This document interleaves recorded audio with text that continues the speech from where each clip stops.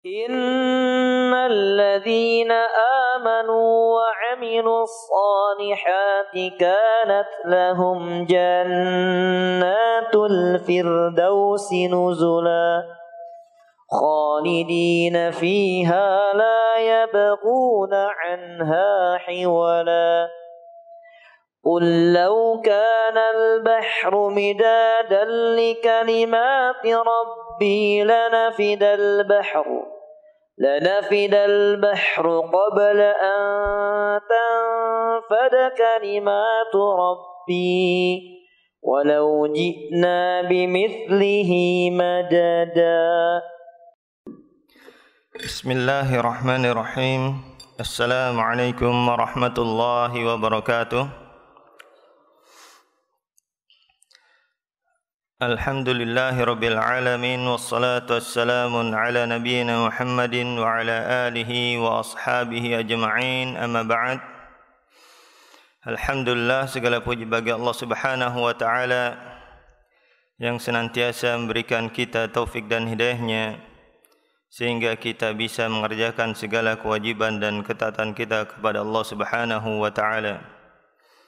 Dan salat serta salam kita aturkan pada baginda Nabi kita Muhammad sallallahu alaihi wasallam yang telah menyampaikan syariat Islam kepada kita semua sehingga kita mengetahui syariat Islam yang mulia.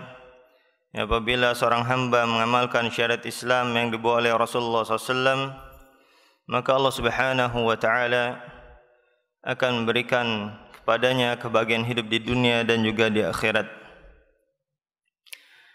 Dan termasuk di antara perkara penting yang harus kita ketahui di dalam kehidupan kita di dunia ini adalah tujuan Allah Subhanahu wa ta'ala menciptakan kita di muka bumi ini agar kita bisa mempergunakan kesempatan hidup ini sesuai dengan maksud tujuan Allah Subhanahu wa ta'ala. Maka ketahuilah bahwasanya tujuan Allah Subhanahu wa ta'ala menciptakan kita di muka bumi ini adalah untuk senantiasa beribadah kepada Allah Subhanahu wa ta'ala, menjalankan perintahnya dan meninggalkan larangannya. Hanya untuk satu tujuan ini, tidak ada tujuan yang lainnya. Ini yang harus kita ingat. Sebagaimana yang Allah Ta'ala tegaskan dalam surat Adz-Dzariyat ayat 56, di mana Allah Subhanahu wa ta'ala berfirman, "Wa ma khalaqtul jinna wal insa illa liya'budun." Dan tidaklah kuciptakan jin dan manusia kecuali untuk beribadah kepadaku. Di dalam ayat ini Allah Subhanahu wa ta'ala menafikan semua maksud tujuan hidup. Dan Allah tetapkan maksud tujuan hidup ini. Allah Subhanahu wa ta'ala menciptakan kita semua di muka bumi ini hanya untuk satu tujuan, yaitu untuk senantiasa beribadah kepada Allah Subhanahu wa ta'ala dan menghambakan diri kita kepada Allah Subhanahu wa ta'ala, menjalankan perintahnya dan meninggalkan larangannya. Maka inilah yang selalu kita ingat. Hendaklah kita menjadikan kehidupan kita ini untuk ibadah kepada Allah Subhanahu wa ta'ala. Dan ibadah bukan hanya sekedar mengerjakan puasa, salat dan zakat, tapi juga ibadah menjalankan semua perintah-perintah Allah dan meninggalkan larangan-larangan Allah Subhanahu wa ta'ala. Dan kita pergunakan semua nikmat yang Allah berikan pada kita untuk di jalan Allah Subhanahu wa ta'ala. Allah memberikan kita mata, kita pergunakan untuk melihat ayat-ayat Allah dan hadis-hadis Rasulullah SAW dan melihat apa yang dihalalkan Allah, dan kita tidak pergunakan untuk melihat yang diharamkan Allah, maka inilah ibadah. Dan Allah memberikan kita lisan, kita pergunakan untuk membaca ayat-ayat Allah, membaca hadis Rasulullah SAW, berbicara yang baik, berbicara jujur, dan tidak kita pergunakan untuk membongkar aib orang lain, menggibahi orang lain atau memfitnah orang lain. Tidak kita pergunakan untuk mencaci maki orang lain atau melecehkan orang lain, maka ini ibadah. Dan juga Allah memberikan kita telinga, kita pergunakan untuk mendengarkan ayat-ayat Allah, hadis-hadis Rasulullah SAW, dan kita tidak pergunakan untuk maksiat kepada Allah Subhanahu wa ta'ala atau mendengarkan kemaksiatan kepada Allah Subhanahu wa taala. Ya, maka ini ibadah. Dan begitu juga kita pergunakan semua anggota tubuh kita di jalan Allah Subhanahu wa taala. Dan di dalam bekerja kita berusaha untuk mencari harta yang halal dan juga meninggalkan harta yang haram, maka ini juga ibadah. Ya, maka ini harus kita perhatikan ketika kita bekerja, kita berusaha untuk mencari harta yang halal. Ya, karena Rasulullah SAW menegaskan dalam hadis riwayatkan oleh Tirmidzi dan disesuaikan oleh Syekh Al-Albani rahimahullah taala, Rasulullah SAW berkata kepada Ka'b bin Ujrah, "Ya Ka'b bin Ujrah, innahu la yadkhul jannata lahmun wa damun nabata min syuhtin fan-naru aula bih." Wahai Ka'b bin Ujrah, sungguhnya tidak akan masuk surga sosok daging dan darah yang tumbuh dari barang yang haram, dan neraka lebih pantas untuknya. Ini peringatan dari Rasulullah SAW. Ya, jangan sampai kita di dalam bekerja tidak memperhatikan halal dan haram. Karena apabila kita senantiasa makan harta yang haram, maka kita terancam untuk tidak masuk dalam surga Allah Subhanahu wa taala. Dan sungguh merugi bagi orang yang tidak memperhatikan hal haram di dalam cari rezekinya. Karena dunia ini apabila dibandingkan dengan akhirat hanya seperti satu tetes air di ujung jaring celupkan ke lautan yang luas. Sebagaimana yang Rasulullah sallallahu alaihi wasallam sabdakan dalam hadis riwayatkan oleh Imam Muslim dari Sa'id bin Syaddad radhiyallahu taala an, di mana Rasulullah sallallahu alaihi wasallam bersabda, "Mad dunya fil akhirah illa mithlu ma yaj'alu ahadukum usbu'ahu fil yami falyanzur bima yarja'." Tidaklah dunia ini apabila dibandingkan dengan akhirat kecuali seperti salah seorang di antara kalian mencelupkan jarinya ke lautan, maka lihat itulah yang didapat. Jadi dunia beserta dengan segala isinya hanya satu tetes air di ujung jaring celupkan ke lautan yang luas. Dan lautan luas itu adalah surga Allah Subhanahu wa taala. Maka sungguh merugi bagi orang yang hanya mengejar dunia tapi meninggalkan akhiratnya, melupakan akhiratnya. Dia memperhatikan hal dan haram di dalam cari dunia. Ya, dan apabila kita mengambil harta yang haram, maka kita terancam untuk tidak masuk dalam surga Allah Subhanahu wa taala. Terlebih lagi kalau kita mengambil harta orang lain, yang mana ini adalah kezaliman, yang mana semua harta yang haram atau bahkan kezaliman, ya ini akan kita pertanggungjawabkan nanti di hari kiamat. Ya, apabila kita mengambil harta orang lain, maka kita akan pertanggungjawabkannya di hari kiamat dan akan membayarnya dengan pahala kita. Di mana di akhirat tidak ada dinar dan dirham. Sebagaimana Rasulullah sallallahu alaihi wasallam sabdakan dalam hadis riwayatkan oleh Imam Bukhari dari Abi Hurairah radhiyallahu taala an, di mana Rasulullah sallallahu alaihi wasallam bersabda, "Man kanat 'indahu madlamatun li akhihi min 'irdihi min syai' falyatahallal minhu al-yawm qabla an la yakuna dinarul dirham. In kana lahu 'amalan salih ukhidha minhu biqadri madlamati wa lam yakun lahu hasanat ukhidha min sayyiati sahibihi fa'amil 'alaih." Barang siapa memiliki kezaliman pada saudaranya baik dari kehormatannya ataupun yang lainnya, maka hendaklah minta halal sekarang di dunia sebelum tidak ada dinar atau dirham di hari kiamat nanti. Kalau dia punya amalan saleh, maka diambil dari amalan salehnya diberikan pada orang yang dizalimi. Kalau dia tidak memiliki amalan saleh, maka diambil dari dosa-dosa orang dizalimi diberikan pada orang yang menzalimi. Ya, naudzubillah, kalau kita mengambil harta orang lain, melakukan korupsi misalnya, atau menipu di dalam berdagang, maka di akhirat kita akan bayar kezaliman tersebut bukan dengan uang. Tidak ada dinar dan dirham di hari kiamat, tapi bayarnya dengan apa? Dengan pahala kita, naudzubillah. Ya, di mana kita mungkin cari pahala itu susah. Enggak gampang. Salat aja belum tentu dapat pahala. Lihat dari keikhlasannya atau sesuai dengan tuntunan syariatnya. Ya, tapi di akhirat kalau kita punya kezaliman harus membayar kezaliman yang kita lakukan tadi. Dan tidak bisa kita membersihkan harta kita dengan mensedekahkan harta kita, membangun masjid, bangun pondok pesantren. Ya, karena sebagian berpikir seperti itu. Melakukan korupsi nanti gampang tinggal dibersihkan. Tidak.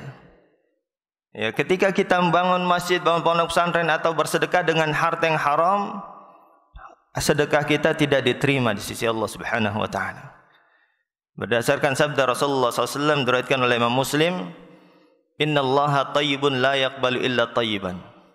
Sungguhnya Allah itu baik dan tidak menerima kecuali dari yang baik. Jadi sedekah dari harta haram tidak diterima di sisi Allah Subhanahu wa taala. Dan dia di hari kiamat akan tetap membayar kezaliman yang dia lakukan. Ya, karena taubatnya orang yang menzalimi orang lain, mengambil harta orang lain, tidaklah diterima taubatnya sampai dia mengembalikan harta yang dia ambil kepada pemiliknya. Sebagaimana dijelaskan oleh Al-Imam Nawawi dalam Riyadhus Shalihin, dalam menjelaskan syarat taubat. Syarat taubat itu ada 4. Pertama, ayuqli 'anil ma'siyah, berlepas diri dari kemaksiatannya.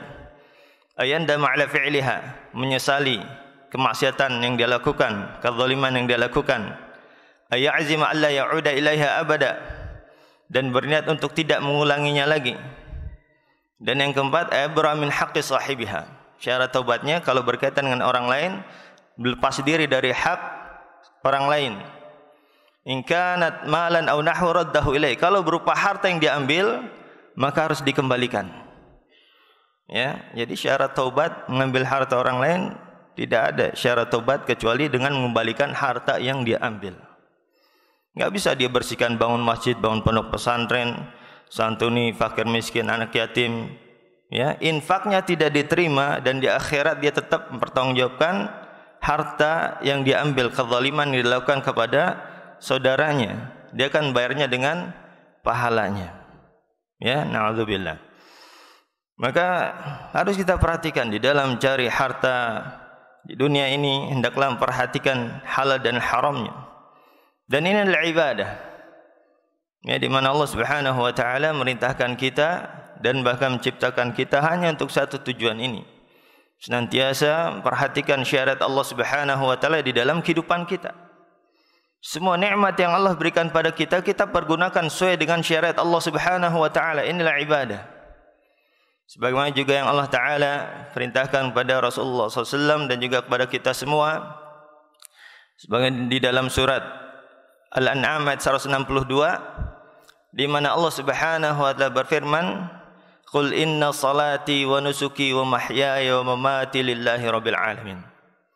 Katakanlah, sungguhnya salatku, ibadahku, hidup dan matiku hanya untuk Allah Subhanahu wa taala Rabbul alamin. Ya, ini yang harus selalu kita ingat. Bahwasanya hidup ini untuk ibadah kepada Allah Subhanahu wa taala, menjalankan perintah Allah dan meninggalkan larangan Allah Subhanahu wa taala. Jangan sampai kita menyesal ketika ajal menjemput kita dalam keadaan kita tidak memiliki bekal yang cukup untuk bertemu dengan Allah Subhanahu wa taala. Jangan sampai ketika ajal menjemput kita dalam keadaan kita bergelimangan dengan banyaknya dosa dan kemaksiatan yang kita lakukan. Jangan sampai seperti orang yang difirmankan oleh Allah Subhanahu wa taala dalam surat Al-Mu'minun ayat 99 dan 100, di mana Allah Subhanahu wa taala berfirman, hatta idza jaa ahaduhumul maut qala rabbi irji'uni la'alli a'malu salihan fima tarak. Sampai kematian datang pada salah seorang di antara kalian dan dia berkata, ya Rabb, kembalikanlah aku ke dunia, niscaya aku akan beramal saleh dari apa yang pernah aku tinggalkan. Tapi kata Allah Subhanahu wa taala, kalla innaha kalimatun huwa qailuha wa min waraihim barzakhun ila yaumi yub'atsun. Sekali-kali tidak. Itu hanya ucapan yang diucapkannya saja. Ya, tidak berguna ucapan di hari itu. Dan di belakangnya ada barzakh sampai hari dibangkitkan. Maka jangan sampai kita menyesal ketika ajal menjemput kita dalam keadaan kita tidak memiliki bekal yang cukup untuk bertemu dengan Allah Subhanahu wa taala. Dan semua apa yang kita miliki, apa yang kita lakukan ya di dunia ini akan diminta pertanggungjawabannya di sisi Allah Subhanahu wa taala. Bahkan apa yang kita ucapkan itu akan diminta pertanggungjawabannya di sisi Allah Subhanahu wa taala. Di mana Allah taala berfirman, "Ma yalfidzu min qaulin illa ladaihi raqibun 'atid." Tidaklah ada satu pun ucapan yang diucapkan kecuali ada malaikat yang mencatatnya. Ya, jadi semua apa yang kita lakukan, apa yang kita ucapkan, semua akan dihisab di sisi Allah Subhanahu wa taala. Ini harus kita ingat. Bahkan Rasulullah SAW bersabda dalam hadis riwayat Muslim dari Abi Barzah Al-Aslami radhiyallahu ta'ala an, Rasulullah SAW bersabda, "Ma tazulu qadama 'abdin yaumil qiyamah hatta yus'al an arba', an umrihi fima afna, wa an jasadi fima abla, wa an ilmi fima 'amila bih, wa an mali min aina iktasabahu wa fima anfaqah." Tidak akan bergeser kaki seorang hamba, kedua kaki seorang hamba di hari kiamat sampai ditanya tentang 4 perkara. Tentang umurnya, untuk apa ia habiskan, dan tentang tubuhnya, anggota tubuhnya semuanya untuk apa ia gunakan. Apa saja yang kita lakukan, kita perbuat, baik ucapan kita, telinga kita, pandangan kita, anggota tubuh kita semuanya akan diminta pertanggungjawaban di sisi Allah Subhanahu wa taala, akan dihisab. Ya, tentang tubuhnya untuk apa ia gunakan, dan tentang ilmunya untuk apa ia amalkan, dan tentang hartanya dari mana dia dapatkan dan untuk apa ia infakkan. Ya, semuanya akan dihisab. Ini harus selalu kita ingat, agar kita selalu memperhatikan segala perbuatan ucapan kita sesuai dengan syariat Allah Subhanahu wa taala. Ya, semua apa yang kita lakukan, semua apa yang kita perbuat dan kita ucapkan haruslah sesuai dengan syariat Allah Subhanahu wa taala. Ya, ini yang harus selalu kita ingat, agar ketika kita bertemu dengan Allah dalam keadaan Allah meridai kita, sehingga kita bisa masuk dalam surga Allah Subhanahu wa taala. Dan apabila kita menggunakan kesempatan hidup ini untuk senantiasa beribadah kepada Allah Subhanahu wa taala, maka Allah Subhanahu wa taala akan berikan kepada kita kebahagiaan hidup di dunia dan juga di akhirat. Ini yang kita semua inginkan, bahagia dunia dan akhirat. Oleh karena itu doa yang paling sering kita baca, doa apa? Rabbana atina fid dunya hasanah wa fil akhirati hasanah wa qina adzabannar. Atau distilahkan doa sapu jagat katanya. Ya, ini yang semua kita inginkan. Maka kalau kita ingin kebahagiaan dunia dan akhirat, hendaklah kita berusaha menyempurnakan ibadah kita kepada Allah, menjalankan perintahnya dan meninggalkan larangannya, dan berusaha untuk mengamalkan firman Allah Subhanahu wa taala surat Al-Baqarah 208, udkhulu fis silmi kafah. Masuklah dalam Islam secara keseluruhan, tidak setengah-setengah. Ya, totalitas ubudiyah, penghambaan kita, ibadah kita kepada Allah secara keseluruhan, tidak setengah-setengah. Allah merintahkan kita untuk masuk dalam Islam secara totalitas, senantiasa menjalankan perintahnya dan meninggalkan segala larangannya. Ya, ini harus selalu kita ingat. Apabila kita ingin dapatkan kebahagiaan hidup di dunia dan di akhirat, maka hendaklah kita menyempurnakan ibadah kita kepada Allah, senantiasa menjalankan perintahnya dan meninggalkan larangannya, dan senantiasa menyempurnakan iman takwa kita kepada Allah Subhanahu wa taala. Maka Allah Subhanahu wa taala akan memberikan kepada kita kebahagiaan hidup di dunia dan juga di akhirat. Sebagaimana Allah taala janjikan di dalam surat Yunus ayat 62 sampai 64, di mana Allah Subhanahu wa taala berfirman, "Ala inna awliya Allahi la khaufun 'alaihim wa lahum yahzanun, alladzina amanu wa kanu yattaqun, lahumul busyra fil hayatid dunya fil akhirah. La tabdila li kalimatillahi dzalika wal fawzul azim." Ketahuilah bahwasanya wali-wali Allah, kekasih-kekasih Allah, tidak ada kekhawatiran atas mereka dan tidak pula mereka bersedih hati. Yaitu orang-orang yang beriman dan bertakwa kepada Allah Subhanahu wa taala. Dan bagi mereka kabar gembira di kehidupan dunia dan juga kehidupan akhirat. Ya, kebahagiaan hidup di dalam kehidupan dunia dan juga kehidupan akhirat. Tidak ada perubahan dari janji-janji Allah, dan itulah kemenangan yang besar. Ini janji Allah Subhanahu wa taala. Ya, bagi orang-orang yang beriman bertakwa kepada Allah, wali-wali Allah, Allah akan memberikan kebahagiaan hidup di dunia dan juga di akhirat. Allah akan hilangkan segala kesedihan dan kekhawatirannya. Ya, jadi kalau mungkin ada di antara kita masih suka sedih, khawatir, takut, ya, coba perbaiki hubungan kita dengan Allah Subhanahu wa taala. Ya, kalau ada di antara kita mungkin masih tidak bahagia, coba perbaiki hubungan kita dengan Allah Subhanahu wa taala. Karena janji Allah pasti. Innallaha la yukhliful mi'ad. Sungguhnya Allah sekali-kali tidak pernah menyisi janjinya. Wa man asdaqu minallahi qila, siapakah yang lebih benar ucapannya daripada Allah Subhanahu wa taala? Ya, kalau kita benar-benar menyempurnakan iman takwa kita kepada Allah, maka insyaallah Allah Subhanahu wa taala akan memberikan pada kita kebahagiaan hidup di dunia dan juga di akhirat. Ya, Allah hilangkan segala kesedihan, kekhawatiran kita. Ya, dan Allah akan berikan kebahagiaan kepada kita. Ya, kalau ada yang mungkin berkata, Ustaz, ana udah rajin sholat, Ustaz, udah rajin puasa, rajin sedekah, tapi kok masih susah? Ya, maka kita tanya, masih suka nonton orkes dangdut gak? Oh masih, Ustaz. Nah, ini berarti belum iman takwa. Jadi iman takwa itu bukan cuma sekedar mengerjakan perintahnya, tapi juga meninggalkan larangannya. Ya, enggak boleh melihat aurat wanita yang joget-joget dan sebagainya. Na'udzubillah. Ini termasuk perbuatan diharamkan di dalam Islam. Ya, jadi iman takwa itu bukan cuma sekedar mengerjakan perintahnya, tapi juga meninggalkan segala larangannya. Ya, dan untuk mengetahui kesempurnaan iman kita harus dengan belajar, mempelajari agama Allah, mempelajari Al-Quran dan hadis Nabi SAW. Kalau enggak tahu kita mana saja yang diperintahkan, mana saja yang dilarang. Karena berapa banyak yang mungkin merasa biasa-biasa saja melihat orkes dangdut, wanita bernyanyi dan menari, padahal ini perkara yang diharamkan, melihat aurat wanita. Ya. Nah, ini kita harus mempelajari Al-Quran dan hadis agar kita bisa menyempurnakan iman takwa kita kepada Allah. Oleh karena itu Allah Ta'ala berfirman dalam surat Fatir ayat 28, innama yakhsyallaha min ibadihil ulama. Sungguhnya orang-orang benar-benar takut kepada Allah, benar-benar beriman, bertakwa kepada Allah adalah al-ulama, orang yang faham agama, faham Al-Quran dan hadis Nabi SAW. Ya, yang benar-benar mengamalkan ilmunya, mengamalkan Al-Quran dan hadis Nabi SAW. Karena tidak bisa kita karang-karang ibadah itu, dan agama kita enggak bisa kita karang-karang, harus mengacu kepada Al-Quran dan hadis Nabi SAW. Untuk menyempurnakan iman takwa kita, wajib bagi kita untuk kembali kepada Al-Quran dan hadis Nabi SAW.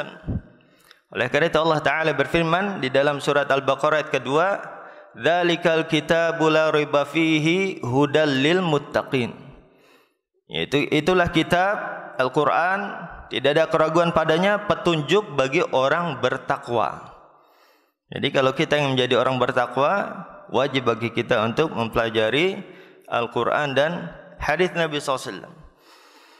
Ya, agar kita bisa menyempurnakan iman takwa kita.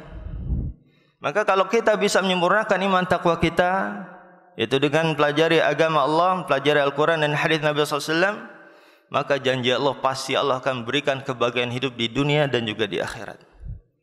Ya, karena janji Allah pasti dalam surat Yunus ayat 62 sampai 64, ala inna awliya Allahi la khawfun 'alaihim wa lahum yahzanun alladzina amanu wa kanu yattaqun. Ketahuilah bahwasanya wali-wali Allah, kekasih-kekasih Allah, orang yang dicintai oleh Allah, Allah hilangkan segala kekhawatirannya. Tidak ada kekhawatiran atas mereka dan tidak pula mereka bersedih hati, yaitu orang-orang beriman dan bertakwa kepada Allah Subhanahu wa taala. Dan bagi mereka kabar gembira di kehidupan dunia dan juga kehidupan akhirat. Tidak ada perubahan dari janji-janji Allah. Ya. Dan di dalam ayat ini juga kita mengetahui wali Allah adalah apa? Yang beriman dan bertakwa. Ya, jadi apa artinya? Syarat menjadi wali Allah adalah menyempurnakan iman takwa kita kepada Allah. Ya.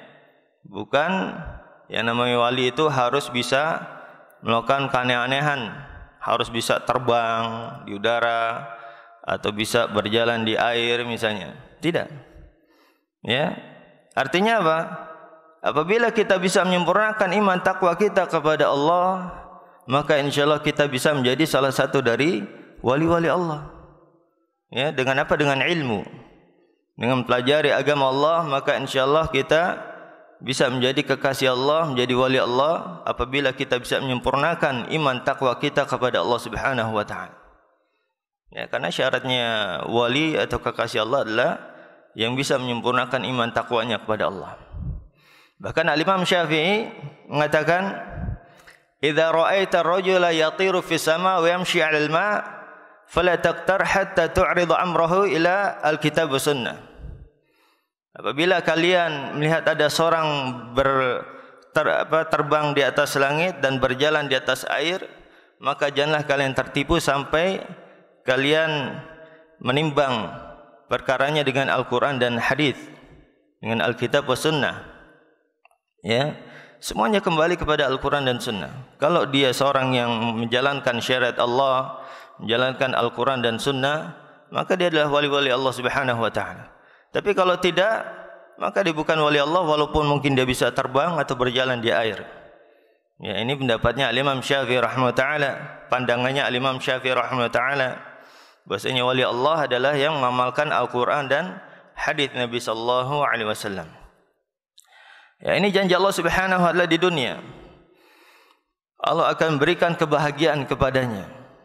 Ya, di dunia Allah akan hilangkan segala kesedihan dan kekhawatirannya, dan Allah akan berikan kebahagiaan kepadanya. Dan juga di akhirat Allah persiapkan dengan kenikmatan yang luar biasa. Kenikmatan surga yang kenikmatannya tidak bisa diungkapkan dengan kata-kata. Ya, oleh karena itu Rasulullah SAW membandingkan saja dengan dunia ini. Ya, di mana Rasulullah SAW membandingkan dunia ini dengan surga seperti apa? Tadi seperti satu tetes air di ujung jari yang celupkan ke lautan yang luas. Hadisnya sahih. Diriwayatkan oleh Imam Tirmidzi dari Musawrid bin Sa'dad radhiyallahu ta'ala, diriwayatkan oleh Imam Muslim. Di mana Rasulullah SAW bersabda, "Mad dunya fil akhirah illa mithlu ma yaj'al ahadukum usbu'a fil yami falyanzur bima yarji'." Tidaklah dunia apabila dibandingkan dengan akhirat kecuali seperti salah seorang di antara kalian mencelupkan jarinya ke lautan. Ya, ini kita bisa bayangkan bagaimana kenikmatan surga. Dunia saja yang kita rasakan seperti ini, Masya Allah, kita rasakan nikmatnya AC, ya, kendaraan bisa berjalan, Masya Allah, atau handphone dan makanan. Kenikmatan dunia yang lainnya kita rasakan nikmat luar biasa. Kalau dibandingkan sama surga Allah, cuma satu tetes air di ujung jaring celupkan ke lautan yang luas. Kira-kira berapa persennya itu? Satu tetes air dengan lautan yang luas, 0,0 berapa itu? Ya, tidak ada lainnya sama sekali dunia ini. Dan kita bisa bayangkan bagaimana kenikmatan akhirat nanti, surga Allah Subhanahu wa taala. Ini Allah persiapkan bagi para hamba Allah yang saleh, yang senantiasa menyempurnakan ibadahnya, iman takwanya kepada Allah Subhanahu wa taala.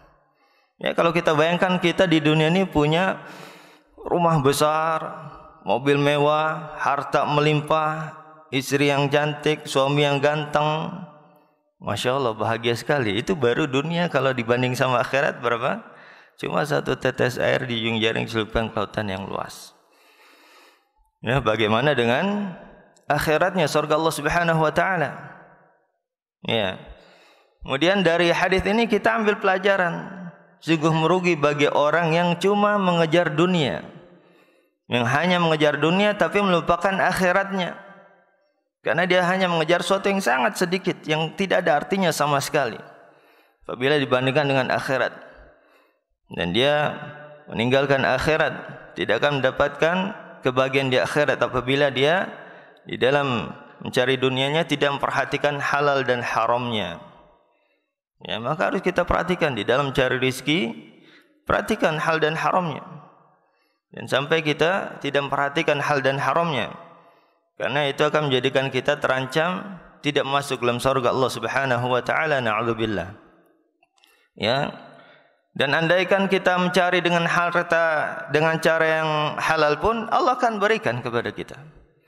Allah akan berikan kebahagiaan kepada kita. Tidak perlu kita mencarinya dengan cara yang haram.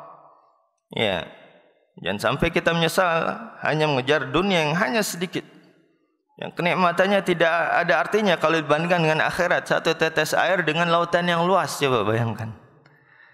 Kalau kita mungkin ya, ada yang ngasih di sana 100.000, di sana 100 juta, pilih mana? Ini baru cuma 100 juta perbandingannya. Sedangkan kalau akhirat lebih lagi daripada itu.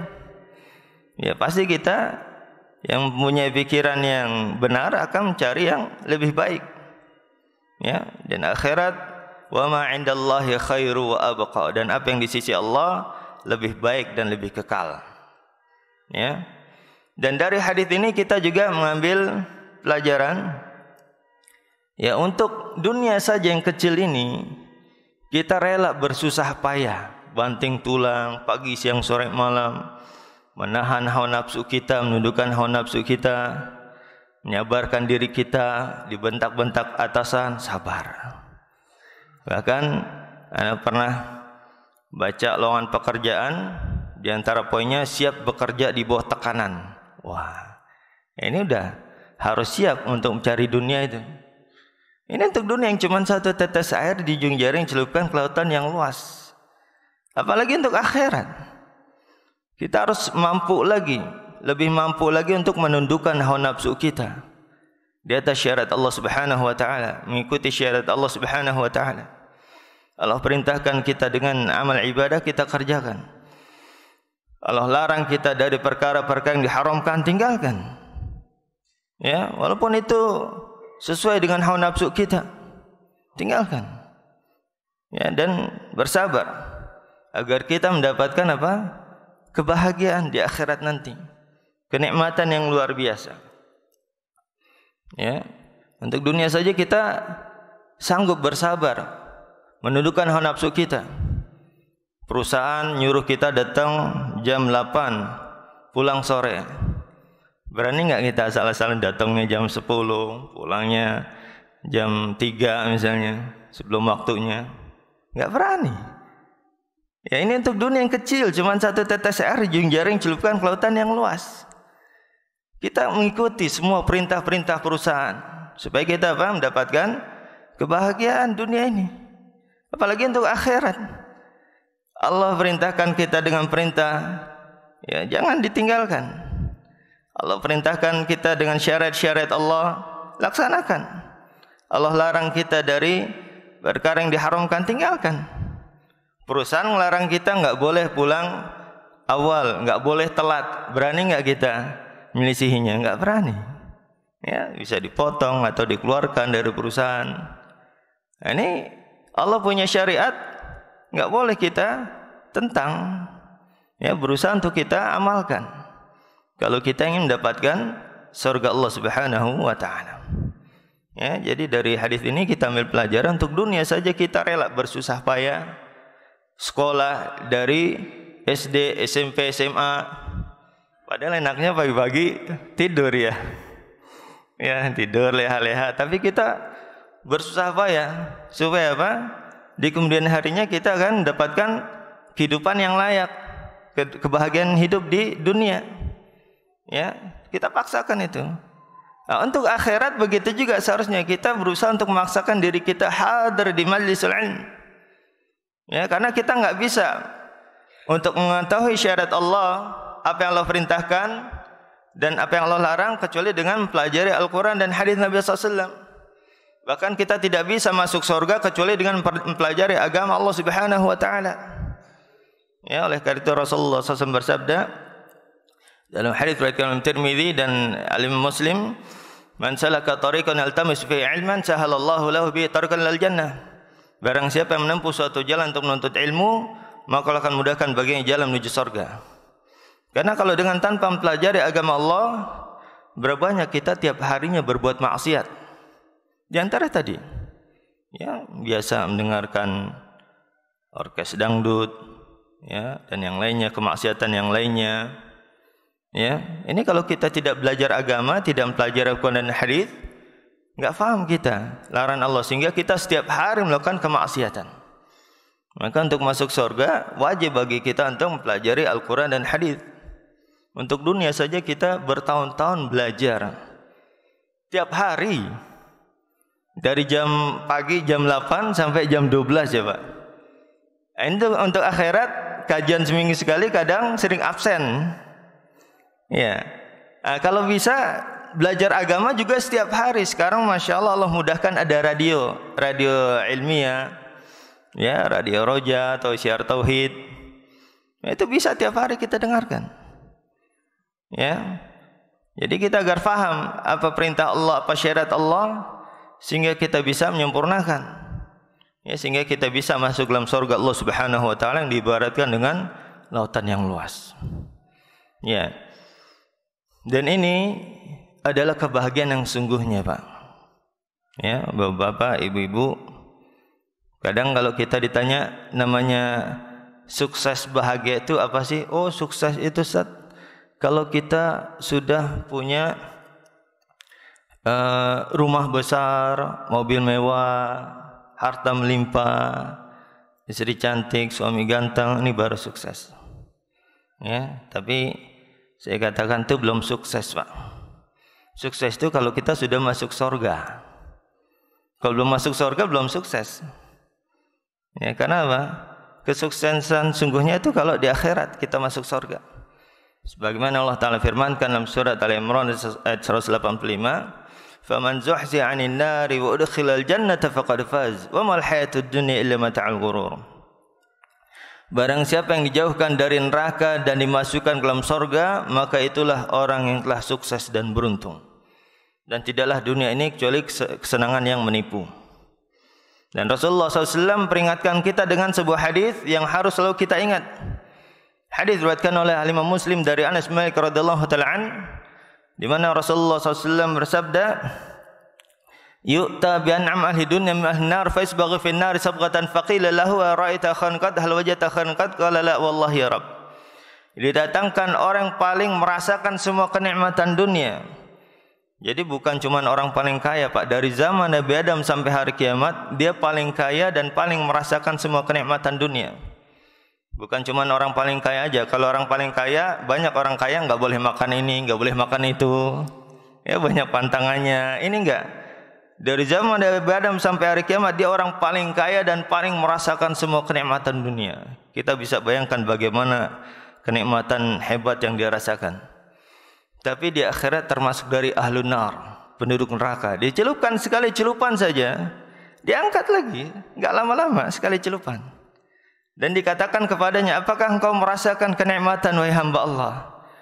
Dia menjawab, "Demi Allah ya Rabb, saya tidak merasakan kenikmatan sedikit pun." Na'udzubillah. Ya, lupa semua, Pak, kenikmatan dunia yang dia rasakan. Ya, kesuksesan dunia sia-sia, Pak. Enggak ada artinya kalau kita enggak masuk surga. Kalau kita masuk neraka, na'udzubillah, lupa semua kita kenikmatan dunia ini. Coba sekarang yang masih antum merasakan makanan enak apa yang masih nyangkut? Enggak ada sudah. Sekarang aja udah lupa. Apalagi di akhirat nanti, na'udzubillah. Ya, jadi jangan hanya kita mengejar dunia tapi melupakan akhirat kita. Karena kesuksesan, kebahagiaan sungguhnya itu kalau kita sudah masuk surga. Ini harus selalu kita ingat. Dan begitu juga kita arahkan anak-anak kita untuk bisa masuk surga. Kalau kita cinta kepada mereka. Ya, karena orang tua biasanya ingin anaknya sukses dan bahagia. Apa sukses bahagia itu? Kalau kita sudah masuk surga. Bukan cuma kita arahkan untuk mendapatkan kebahagiaan di dunia saja, kesuksesan di dunia saja. Karena kesuksesan di dunia tidak ada artinya sama sekali kalau tanpa dibaring dengan kesuksesan di akhirat. Ya, ini kalau kita berusaha mengerjakan perintah Allah, meninggalkan larangan Allah, maka Allah Subhanahu wa taala akan berikan kepada kita kebahagiaan hidup di dunia dan juga di akhirat. Tapi sebaliknya, kalau kita tidak mau taat kepada Allah, senantiasa bermaksiat kepada Allah, tidak mau tunduk dan patuh kepada syariat Allah, maka Allah peringatkan kesengsaraan hidup di dunia dan juga di akhirat. Ya, ini kebalikannya. Sebagaimana Allah Ta'ala tegaskan dalam surat Taha ayat 124, di mana Allah Subhanahu wa taala berfirman, "Wa man a'rada an dzikri fa inna lahu ma'isyatan dhanka wa nahsyuruhu yaumal qiyamati a'ma." Barang siapa yang berpaling dari peringatanku, maka baginya kehidupan yang sempit. Ini peringatan dari Allah Subhanahu wa taala, dan akan kami bangkitkan dalam keadaan buta di hari kiamat. Ya, walaupun mungkin dia terlihat dengan bergelimangan harta, tapi itu bukan kebahagiaan, Mbak.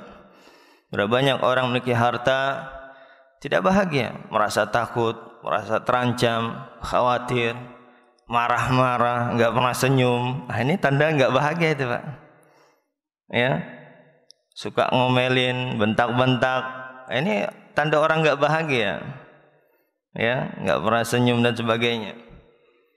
Ya, jadi kebahagiaan itu datang dari Allah Subhanahu wa taala.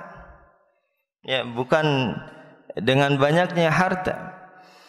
Maka ini harus kita ingat, Masya Allah, justru kalau kita beriman bertakwa kepada Allah, memiliki syukur, ya, dan juga qanaah atas pemberian Allah, inilah kebahagiaan. Ya, kalau kita senantiasa merasa cukup, ya, itulah justru, ya, dan merasa syukur atas pemberian Allah, itulah kebahagiaan. Walaupun mungkin harta yang kita miliki tidak seberapa. Dan sebenarnya kita ini Masya Allah orang-orang yang kaya luar biasa, Pak. Ya, apalagi, ya, Masya Allah antum-antum yang Allah berikan kenikmatan. Ya, kita lebih, Masya Allah, lebih kaya daripada Fir'aun. Ya, Fir'aun nggak pernah ngerasain enaknya AC, Pak. Ya, kalau panas dikipasin sama prajuritnya. Masih kalah hebat sama kipas angin kita. Ya, apalagi AC, Masya Allah. Ini Fir'aun yang dahulu itu sangat hebat, sangat merasakan semua kenikmatan. Nggak pernah ngerasain enaknya naik motor, naik mobil. Masya Allah, sandaran, naik mobil, AC, nggak kepanasan, luar biasa. Dulu naik kuda, Pak. Antum bisa bayangkan, jalan berjam-jam naik kuda, perut kekocok. Ya, itu bisa mual-mual. Kalau nggak turun berok, mual-mual, muntah-muntah. Ya, naudzubillah. Mereka, Fir'aun nggak pernah merasakan enaknya HP. Telepon, video call, langsung sampai. Ya, dulu mereka ngirim surat, ngutus utusan, bawa suratnya pergi. Tahu-tahu di tengah jalan dibunuh, nggak sampai-sampai kabarnya, suratnya, panik. Ya, kalau kita sinyal hilang sejam aja udah panik.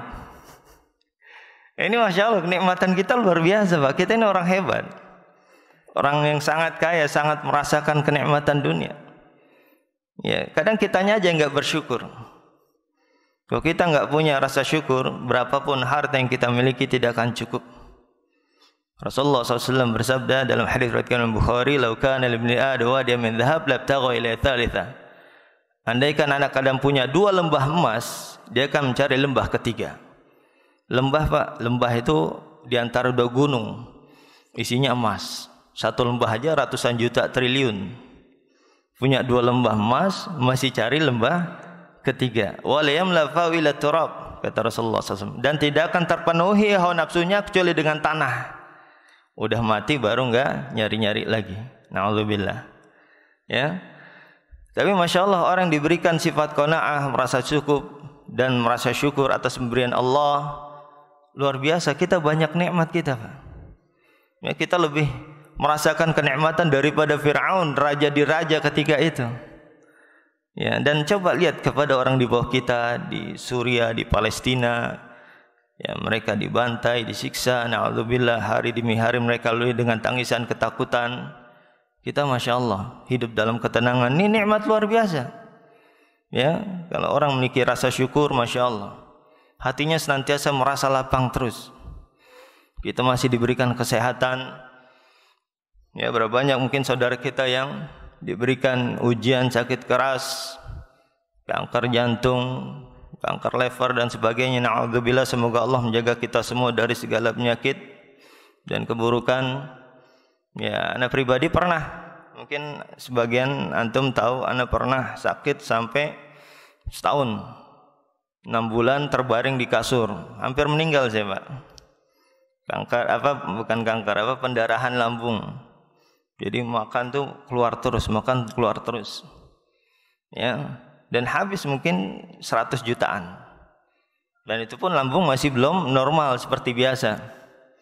Ya, makanan yang keras tuh masih belum boleh. Balok, kayu, itu belum boleh. Ya. Jadi 100 juta itu untuk sehat lambung.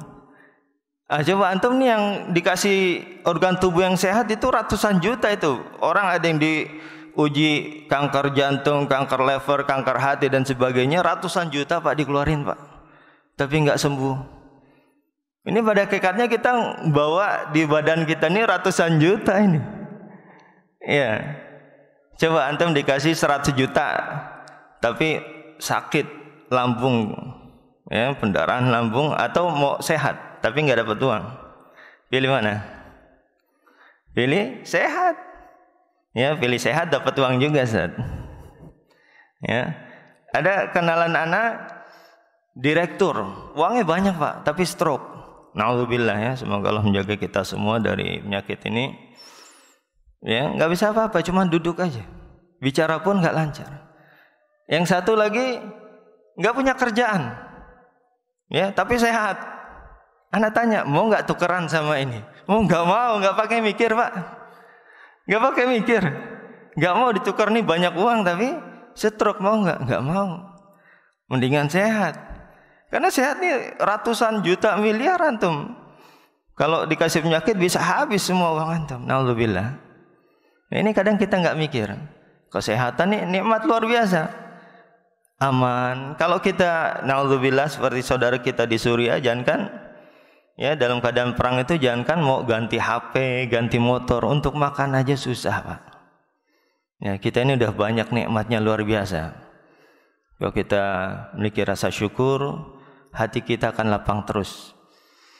Tapi kalau kita tidak memiliki rasa syukur, hati kita akan sempit, akan merasa kurang dan kurang terus. Punya 2 lembah emas masih cari lembah ketiga. Makanya kita lihat yang melakukan korupsi tanpa menyebut nama, ya, itu uangnya banyak, Pak. Miliaran, ada yang triliunan, tapi masih korupsi, kan aneh. Ya, karena apa itu tadi? Sabda Rasulullah, punya 2 lembah emas masih cari lembah ketiga. Merasa kurang dan kurang dan kurang terus. Tapi kalau orang beriman, Masya Allah, Allah berikan qanaah, rasa cukup dan rasa syukur atas nikmat Allah, luar biasa. Kita ini udah luar biasa kehidupan kita, lebih hebat daripada Fir'aun, raja di raja ketika itu. Ya. Maka kebahagiaan bukan dengan banyak harta dan benda, tapi kebahagiaan itu adalah pemberian dari Allah Subhanahu wa taala. Orang yang maksiat akan Allah, ya, peringatkan dengan kesengsaraan hidup di dunia dan juga di akhirat. Di dunia dia akan merasa sempit, tidak bahagia, merasa khawatir, takut, gelisah, sedih, ya. Dan di akhirat, na'udzubillah, Allah akan peringatkan dengan azab yang luar biasa. Azab yang demi Allah kita tidak akan pernah sanggup bisa merasakan azab tersebut. Sedikit saja kita tidak sanggup. Yang paling ringannya saja, kata Rasulullah SAW dalam hadis riwayat Bukhari dari Nu'man bin Bashir radhiyallahu ta'ala, Rasulullah SAW bersabda, "Inna ahwana ahli nari 'adzaban yaumil qiyamah la rajulun tudau fi akhmasi qadamaihi jamratani yaghli minhuma dimaghu." Sungguhnya siksa ahli neraka yang paling ringan adalah seorang ditaruh 2 bara api di kakinya yang dengannya mendidih otaknya. Yang satu harinya seperti 1000 tahun, ya, seperti 1000 tahun menurut perhitungan kita. Sebagaimana Allah Ta'ala tegaskan dalam surat Al-Had ayat 47, "Inna yawman 'inda rabbika kalfi sanatin mimma ta'udun." Sungguhnya satu hari di sisi Tuhanmu seperti 1000 tahun menurut perhitunganmu. Ya, coba kita bayangkan satu hari saja kita merasakan azab di akhirat. Yang paling ringannya ditaruh bara api di kaki yang dengannya mendidih otak kita. Na'udzubillah, artinya semua badannya terbakar mendidih. Ya, kira-kira sanggup nggak? Nggak sanggup, Pak. Jangankan azab di akhirat, di dunia saja kita nggak sanggup. Makanya jangan ada dalam pikiran kita, Pak, ini mungkin kadang kita dulu namanya masih kecil, ya. Kata Pak Ustadz kan orang Islam pasti masuk surga, nggak apa-apalah mampir dulu ke neraka. Na'udzubillah, Pak. Jangan ada pikiran gitu, Pak. Ya. Sebelum kita tantang azab di akhirat, di dunia dulu kita nyalain kompor gas, kita taruh muka kita di atas kompor gas, berapa lama kita sanggup? 5 menit sanggup nggak? Nggak sanggup. Atau ibu-ibu lagi masak air mendidih, celupin kepalanya 10 menit aja, nggak usah lama-lama. Di akhirat satu hari 1000 tahun. Itu aja nggak sanggup kita, Pak. Jangan ditantang. Karena kalau udah masuk beribu-ribu tahun, na'udzubillah, kita baru keluar dan tidak ada istirahatnya. Allah Ta'ala dalam surat An-Nisa ayat 56 mengatakan, "Kullamma nadijat juludum badalna juludan ghairaha liyadzuqul 'adzab." Setiap kali kulitnya mengelupas, kami ganti dengan kulit yang baru agar dia merasakan azab. Enggak ada istirahatnya, Pak. Ya, na'udzubillah kalau udah masuk neraka, na'udzubillah, semoga Allah menjaga kita semua dari azab neraka di akhirat. Udah masuk beribu-ribu tahun baru keluar, dan itu terus disiksa, tidak ada istirahatnya.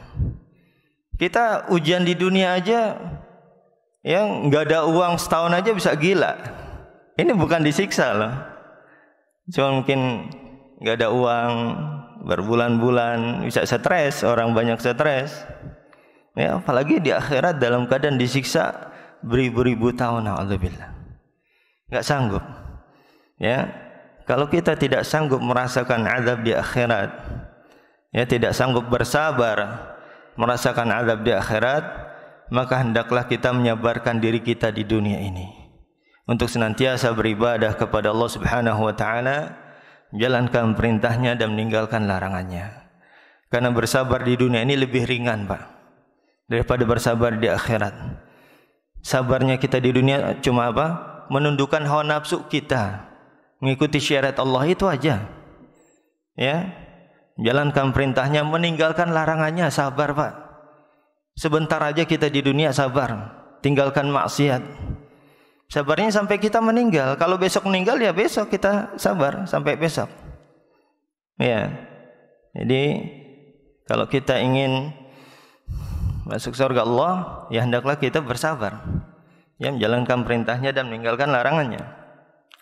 Ini peringatan dari Allah, ya, bagi orang-orang yang tidak mau taat kepada Allah.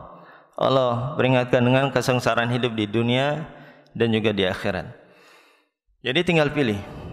Kalau kita ingin bahagia dunia akhirat, hendaklah kita berusaha menyabarkan diri kita untuk senantiasa beribadah kepada Allah Subhanahu wa taala dan menghambakan diri kita kepada Allah, menjalankan perintahnya dan meninggalkan larangannya, dan mengamalkan firman Allah taala, udkhulu fis silmi kafah, masuklah dalam Islam secara totalitas.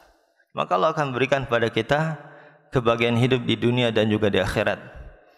Ya, tapi kalau kita tidak mau taat dan tunduk kepada syariat Allah, maka Allah peringatkan kita dengan kesengsaraan hidup di dunia dan juga di akhirat. Tinggal pilih.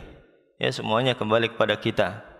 Dan penduduk sorga adalah orang-orang yang sabar. Kalau kita mau menjadi penduduk sorga, hendaklah kita menjadi orang yang sabar. Ya, sebagaimana yang Allah Ta'ala firmankan dalam surat Ar-Ra'd ayat 23 dan 24, di mana Allah Ta'ala berfirman, wal malaikatu yadkhuluna 'alaihim min kulli babin salamun 'alaikum bima sabartum. Dan malaikat masuk ke dalam sorga dan memberikan salam kepada penduduk sorga. Apa salam malaikat kepada penduduk sorga? Salamun 'alaikum bima sabartum. Salam keselamatan atas kalian wahai penduduk sorga, dikarenakan kesabaran kalian. Ya, dan para ulama menjelaskan sabar terbagi menjadi 3. Sabar di dalam beribadah kepada Allah, sabar dalam meninggalkan kemaksiatan kepada Allah, dan sabar ketika tertimpa musibah. Semoga Allah Subhanahu wa taala menjadikan kita orang-orang yang sabar di dalam beribadah kepada Allah sampai akhir hayat kita. Semoga apa yang saya sampaikan bermanfaat bagi kita semua. Mungkin sebelum tutup ada yang mau tanyakan, falyatafadhal.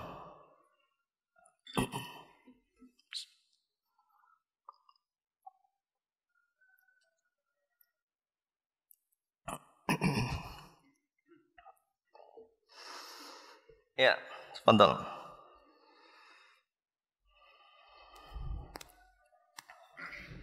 Bismillah, mohon izin bertanya Ustaz. Ya. Assalamualaikum warahmatullahi wabarakatuh. Waalaikumsalam. Luar biasa Ustaz.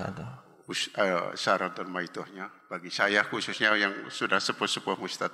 Mudah-mudahan Pak Ustaz dan majelis yang ada di sini diberikan kesehatan, dijaga oleh Allah Subhanahu wa taala. Amin, amin. Oh, ya. Pak Ustaz, terkait dengan banyak ketoliman-toliman Pak Ustaz. Saya enggak bicara mungkin orang luar, kita bicara di keluarga kami Ustaz. Jadi lebih baik saya bicara keluarga kami, bukan keluarga orang lain. Begitu saran-saran ini kita sampaikan juga ke saudara-saudara kita Pak Ustaz, dengan contoh-contoh dan sebagainya, tetapi masih banyak kedoliman atau hal-hal yang haram masih dijalankan Ustaz. Seperti tadi Ustaz sampaikan, mendengarkan musik atau mungkin mendengarkan dangdut istilahnya gitu, Pak. Yang umumnya itu kebanyakan di rumah-rumah, Ustadz, ya kan? Kita namu ke tempat saudara kita, ternyata kita juga disuguhin seperti itu, Ustadz, kan gitu kan?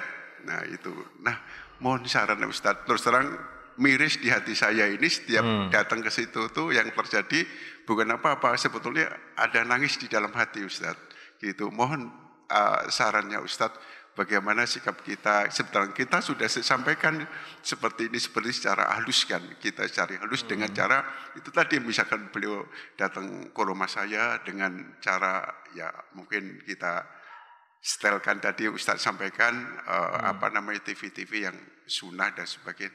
Tetapi mohon maaf belum mempan gitu Ustadz. Ya gitu. Mohon sarannya Ustadz. Terima kasih. Assalamualaikum warahmatullahi wabarakatuh. Ya.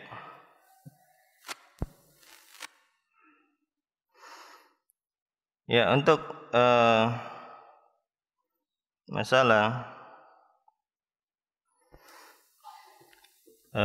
musik tadi ya, ini termasuk di antara perkara yang banyak dilakukan oleh kaum muslimin yang dikarenakan ketidaktahuan mereka akan perkara tersebut, di mana Rasulullah SAW bersabda dalam hadis riwayatkan oleh Imam Al-Bukhari di dalam sahihnya, Rasulullah SAW bersabda, la yakunanna min ummati aqwamun yasahilluna al-hirra wal khamra wal ma'azif.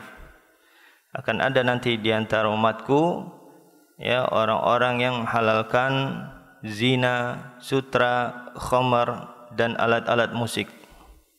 Hadisnya sahih diriwayatkan oleh Imam Bukhari dalam sahihnya. Bahkan madzhabul arba', imam yang 4, Imam Syafi'i, Imam Malik, Imam Ahmad, Imam Abu Hanifah sepakat bahwasanya musik itu haram. Boleh dicek dalam kitab-kitab mereka. Ya. Ini kesepakatan para ulama kita. Kesepakatan para imam kita. Yang qadarullah tidak diketahui oleh kebanyakan orang atau kebanyakan kaum muslimin. Ya. Dan dalil-dalilnya sahih. Dan ijma' para ulama akan haramnya hal tersebut. Itu perkara musik. Kalau kita mendapatkan satu syariat yang jelas dalilnya, maka jangan ada penentangan di dalam hati kita. Ini sifat seorang mukmin. Ya, karena termasuk di antara sifat seorang mukmin apabila disuruh kepada Allah dan Rasulnya, maka yang diucapkan adalah sami'na wa ata'na, kami dengar dan kami taat. Sebagaimana Allah Ta'ala firmankan, innama kana qaulal mu'minin idza du'a ila Allah wa rasul yahkum bainahum ay yaqulu sami'na wa ata'na. Sungguhnya ucapan orang beriman adalah apabila disuruh perintahkan pada Allah dan Rasulnya, maka mereka ucapkan adalah sami'na wa ta'na, kami dengar dan kami taat. Dan juga jangan ada penolakan dalam hati kita, karena penolakan itu adalah kesombongan yang bisa menghalangi seorang masuk surga. Sebagaimana yang Rasulullah SAW sabdakan dalam hadits riwayat Muslim, la yadkhul jannata man kana fi qalbi mithqala dzarratin min kibr. Qalu ya Rasulullah, inna ahadana yuhibbu yakuna thawbu hasanan wa na'lu hasanah. Qala inna Allaha jamilun yuhibbul jamal, al-kibru batrul haqq wa qamtun nas. Tidak akan masuk surga orang yang ada sebesar biji darah di dalam hatinya dari kesombongan.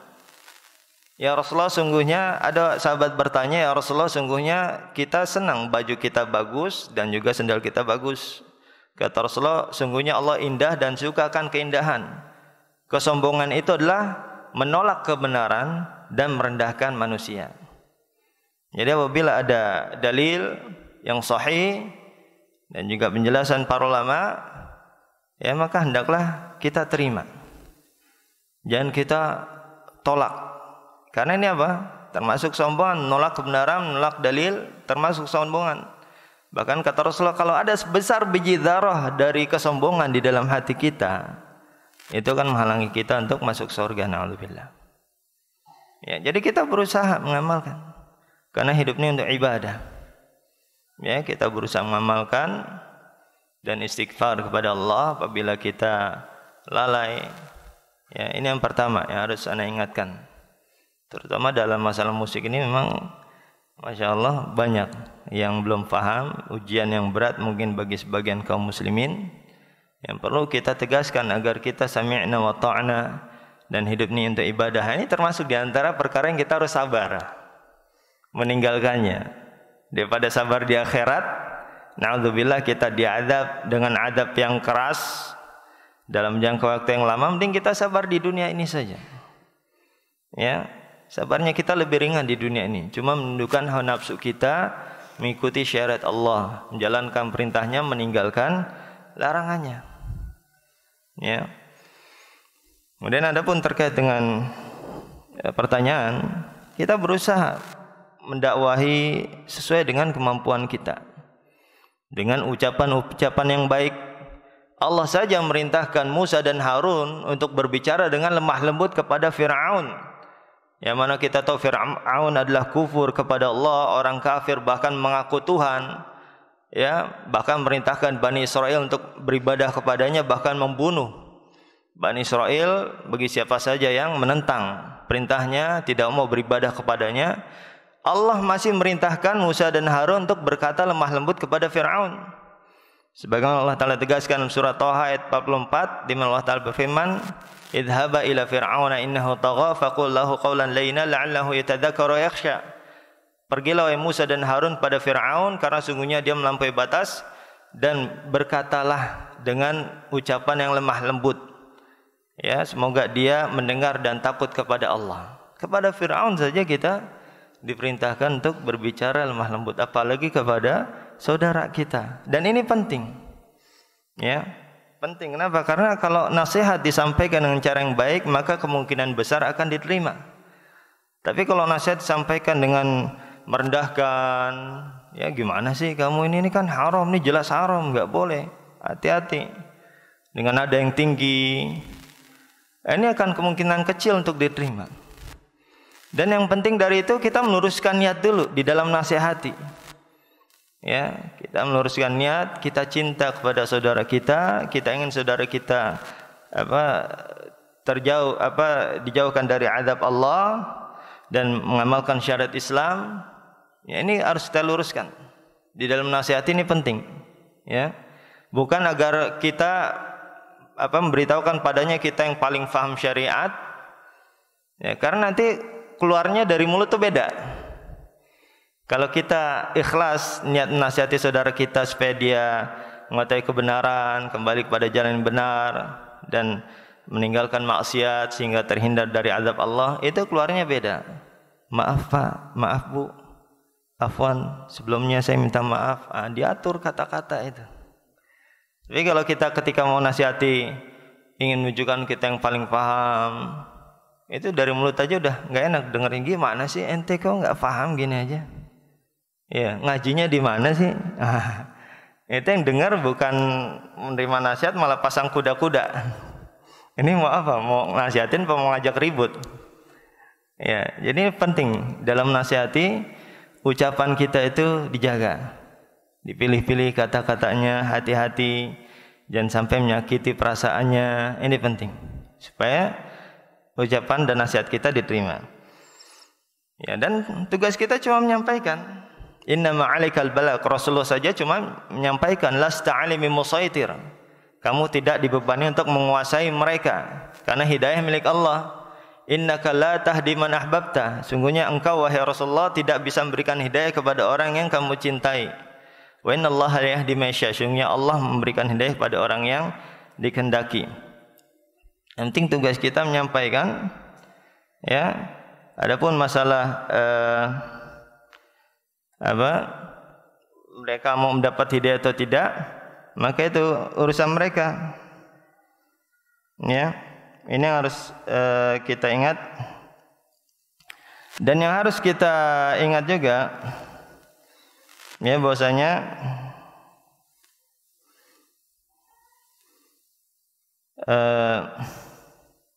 dakwah itu kepada keluarga, yaitu sampai di antara kita meninggal. Ini kalau keluarga inti, ya, istri atau anak, ya. Kalau anak itu ya sampai meninggal. Kalau istri mungkin sampai cerai. Kalau cerai udah itu di luar ini kita, tanggung jawab kita. Tapi kalau anak ini harus kita dakwai sampai bahkan mereka menikah. Ya. Itu tetap kewajiban kita. Karena Allah Ta'ala berfirman, ya alladzina amanu qu anfusakum wa ahlikum nara. Jagalah diri kalian dan keluarga kalian. Ini kewajiban kita. Selama dia masih keluarga kita, itu tanggung jawab kita untuk mendakwahi, menasihati mereka. Karena ada sebagian orang berpikir kalau udah nikah, wah udah Ustaz, udah lepas tanggung jawab urusan masing-masing. Enggak, Pak. Walaupun dia menikah, punya anak, bahkan punya cucu sekalipun, kalau kita lihat dia anak kita ini melakukan kesalahan, nasihati. Tetap kewajiban. Ya. Bahkan Nabi Nuh di dalam surat Hud ayat 42 ya dikisahkan Allah masih mendakwahi anaknya. Ya, dalam surat Hud ayat 42 Allah Ta'ala berfirman, wa qala ya bunayya arkam ma'ana wa la takum ma'al kafirin. Qala sa'awi ilal jabal ya'simuna minal ma'. Qala la 'asimal yawma min amrillah illa man rahim. Wa hala bainahumul mawju fa kana minal mughraqin. Nabi Nuh berkata kepada anaknya, wahai anakku, kemari bersama dengan kami, jangan kamu bersama dengan orang-orang kafir. Wahai bapakku, aku akan mencari gunung yang akan melindungiku dari air ini. Kata Nabi Nuh, tidak ada yang bisa menyelamatkan seorang pun di hari ini kecuali orang dirahmati Allah. Dan keduanya terhalangi ombak dan anaknya termasuk dari orang-orang ditenggelamkan. Coba bayangkan sampai akhir hayatnya Nabi Nuh masih apa? Ya bunayya arkam ma'ana, wahai anakku sini. Ya, sini kemari, jangan kamu bersama dengan orang-orang kafir. Padahal diriwayatkan Nabi Nuh mendakwahi anaknya 950 tahun, Pak. Tapi di akhir hayat masih terus dakwahi anaknya, terus dakwahi. Ini yang kita nggak paham.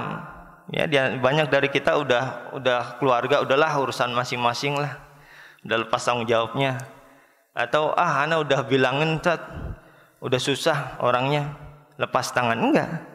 Tetap kita dakwahi, cari metode yang lain. Sekarang nggak bisa, belum terima, doakan. Nanti kalau ada kesempatan lagi, waktu yang kita anggap tepat, sampaikan lagi nasihat itu dengan cara yang lain, dengan cara yang baik. Seperti itu terus sampai apa? Ini kalau anak ya, kalau anak dan istri masih istri kita, sampai mereka berpisah dengan kita. Itu kewajiban kita kepada keluarga kita. Ya, pokoknya tugasnya menyampaikan saja, mau dia terima atau tidak, itu urusan Allah. Dan kewajiban dakwah kepada keluarga itu ya terus ya sampai di antara kita terpisah dengan kematian atau dengan yang lainnya. Allah Ta'ala. Ya.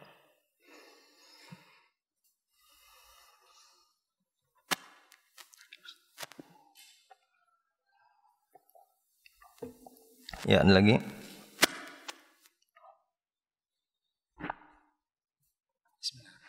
Assalamualaikum warahmatullahi wabarakatuh. Waalaikumsalam warahmatullahi wabarakatuh. Pertanyaan saya singkat aja Ustaz, terkait tadi syukur maupun sabar ya Ustaz, ya, terutama dalam hal kita bersabar, dalam ukuran kita bersabar ya Ustaz ya. Ya mungkin yang penting kan kita mendapatkan syukur sabar kita itu diterima dan sesuai dengan untuk mendapatkan ridha Allah.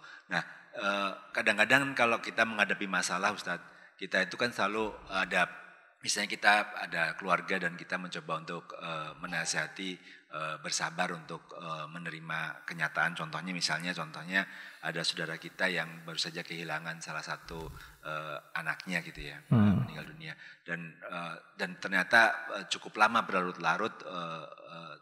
Kami paham kalau pasti bersedih ya Ustaz ya, tapi cukup lama dan selalu kan kita kalau menasihati, jawabannya pasti selalu mengatakan, iya saya sudah bersabar. Tapi kita dari sudut pandang di luar itu kan kita melihat bahwa yang bersangkutan itu terlalu dalam dan nggak bangkit gitu loh Ustaz. Itu batasannya itu seperti apa sebenarnya untuk mengukur kita bahwa kita udah termasuk orang yang cukup bersabar di mata Allah gitu Ustaz. Itu aja, terima kasih. Yeah.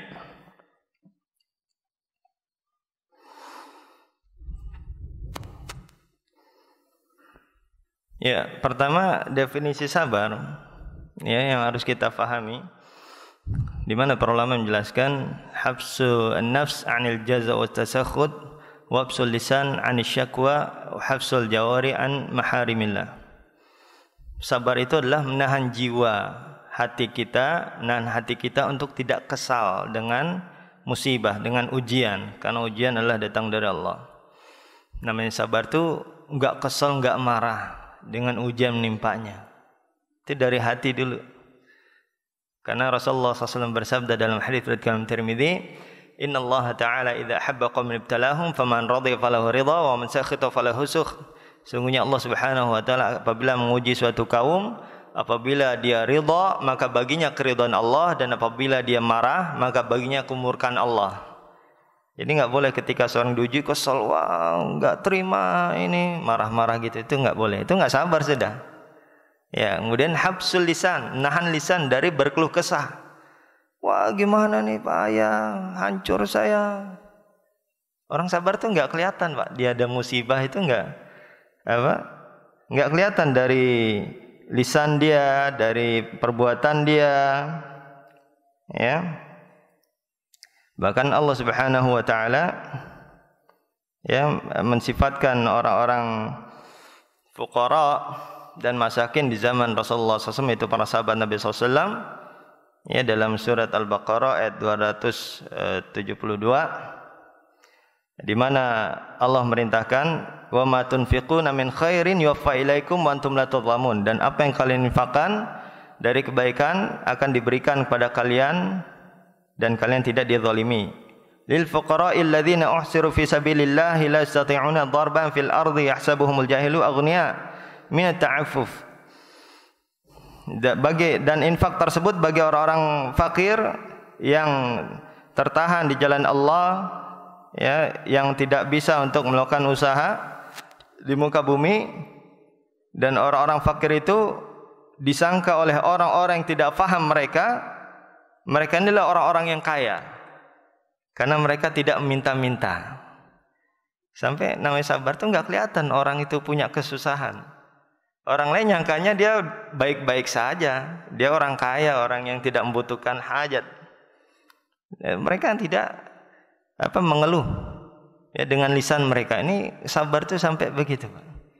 Jadi dari lisan kalau udah marah-marah, itu udah enggak sabar. Bahkan dalam hadis riwayat Imam Bukhari, ada seorang wanita menangis di kuburan, anaknya meninggal. Rasulullah lewat, marra Rasulullah SAW bimra'atin tabki inda qabrin, faqala ittaqillah wasbiri, faqalat ilaika anni fa innaka lam tusab musibati. Rasulullah melewati wanita yang menangis di kuburan dan berkata, bertakwalah kepada Allah dan sabarlah.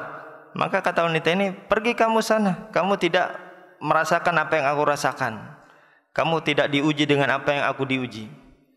Ini saja kata Rasulullah tidak sabar. Ketika wanita itu tahu Rasulullah SAW itu yang menasihati, dia datang ke rumah Rasulullah. Apa kata Rasulullah? Innamas sabru 'inda sawmatil ula. Sebenarnya sungguhnya sabar itu pada pukulan pertama.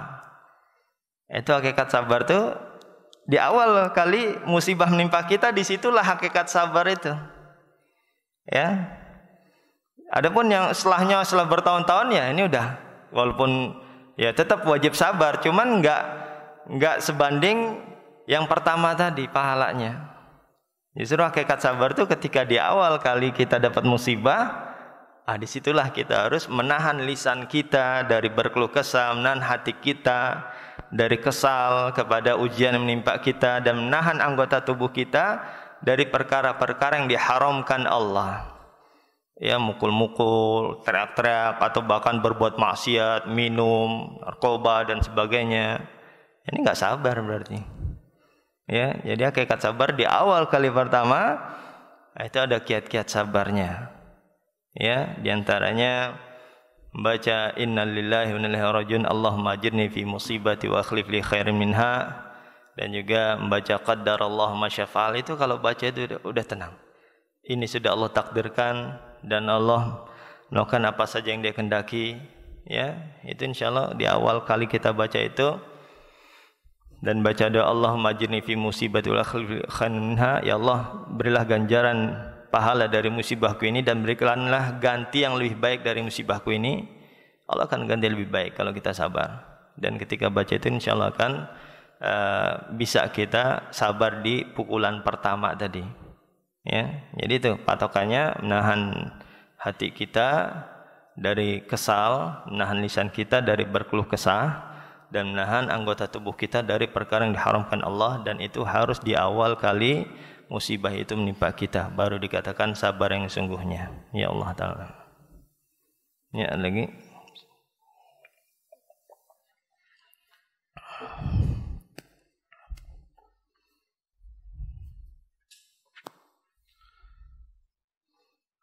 Assalamualaikum Ustaz.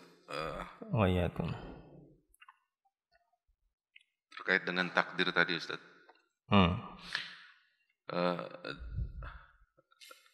Sabar itu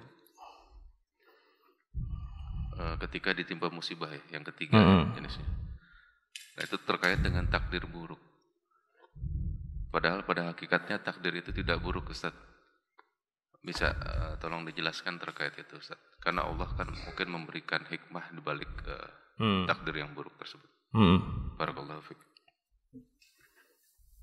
Ya. Ya, tentu di antara apa yang Allah takdirkan semuanya. Semua apa yang Allah takdirkan itu adalah dengan hikmah dan kebaikan untuk kita semua.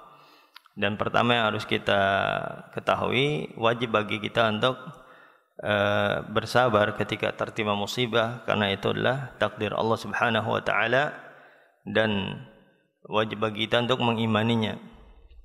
Ya. Dan termasuk di antara hikmah dari musibah, Allah akan lipat gandakan pahala kita. Allah akan hapuskan dosa-dosa kita ya dengan ujian tersebut. Di mana Allah Ta'ala berfirman, innama yuwaffas sabirun ajrum bighairi hisab. Sungguhnya hanya orang sabar sajalah yang dilipat gandakan pahalanya dengan tanpa batas. Jadi kesempatan kita itu ketika diuji, ya kita sabar, itu ibadah yang Masya Allah pahalanya besar. Bahkan Allah lipat gandakan pahala kita dengan tanpa batas. Kita nyari pahala satu aja susah. Ya, tapi kalau kita bersabar ketika tertimpa musibah, maka Allah akan memberikan pahala sebanyak-banyaknya. Allah lipat gandakan dengan tanpa batas. Dan Allah akan hapuskan dosa-dosa kita. Ini termasuk di antara hikmah yang lainnya. Di mana Rasulullah SAW bersabda dalam hadis riwayat Imam Tirmidzi, la yazalul bala bil mu'min wal mu'mina fi nafsi waladihi wa malihi hatta yalqallah wa laysa 'alaihi khati'ah. Senantiasa ujian coba menimpa seorang mukmin pada dirinya, keluarganya dan hartanya sampai bertemu dengan Allah dalam keadaan tidak memiliki dosa sedikit pun. Masya Allah, ini luar biasa ketika seorang hamba masuk di akhirat tidak memiliki dosa sedikit pun, maka insya Allah dia bisa masuk surga dengan tanpa azab di neraka. Ini di mana kita tahu tadi azab di neraka nggak sanggup Pak kita Pak. Ya lebih baik mungkin kita ada ujian sedikit di dunia, sabar. Ya tapi dengan itu kita terbebas dari azab di neraka, Masya Allah. Itu keuntungan luar biasa Pak. Ya, jadi sebagai penggugur dosa kita. Kalau kita diuji dengan ujian di dunia ini, bersabar, maka insya Allah itu kan sebagai penggugur dosa-dosa kita, sehingga kita bisa masuk dalam surga ya dengan tanpa azab. Ya, ini harus selalu kita ingat agar kita bisa bersabar. Ya, itu termasuk di antara hikmah dari ujian yang Allah berikan pada kita. Ya Allah Ta'ala. Ya, ada lagi.